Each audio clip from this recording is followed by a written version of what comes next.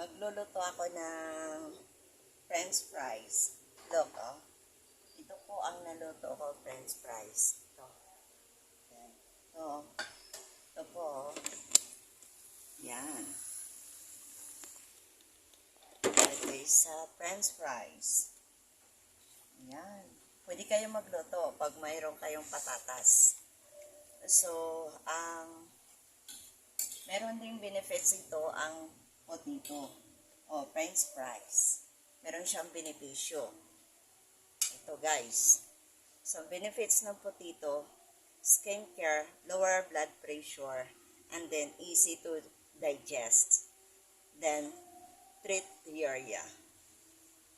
Kung isa ka sa mga taong naghahanap ng pagkain, walang cholesterol, fat at mababa lamang sa sodium, ang kasagutan ay ang patatas. Nakakatulong din ito, higit lalo sa mga matatanda upang bumaba ang blood pressure at cholesterol sa katawan. So, kailangan natin kumain ng patatas kahit nasa ihalo siya sa ulam. So, kailangan natin kumain para ma-absorb sa ating katawan. So, ito niluto ko na french fries. Ito. Ito siya. You know guys, oh. Guys.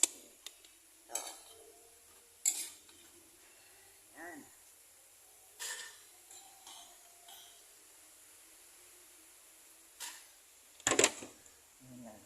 Ito, hinaluan ko ng cornstarch konti. Guys.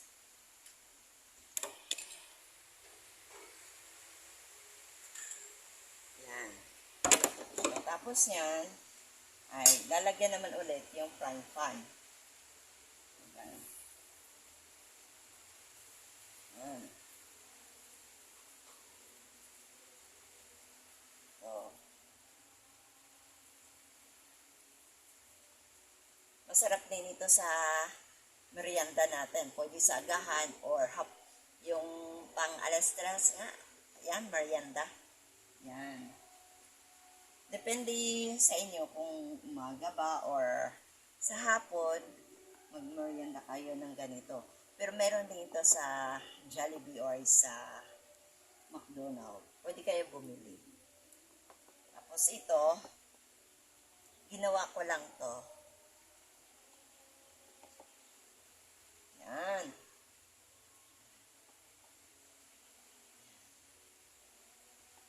Guys. So, tapos na. Yan. Paghalo-haloin lang ito guys. Oh.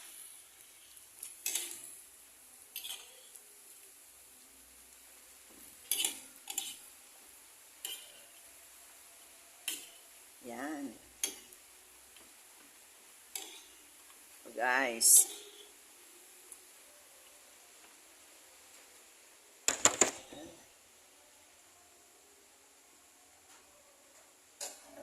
Guys, oh. Yan. O, diba? Pang merienda. Yan. Thank you. Excuse me. Thank you guys sa pagpanood ng aking pagluluto ng french fries. Ito ay nakakatulong din sa ating katawan na magiging mababa ang ating blood pressure at wala naman siyang cholesterol. Thank you for watching guys. Once again, pwede niyo itong i-share at saka comments at saka likes. Thank you so much.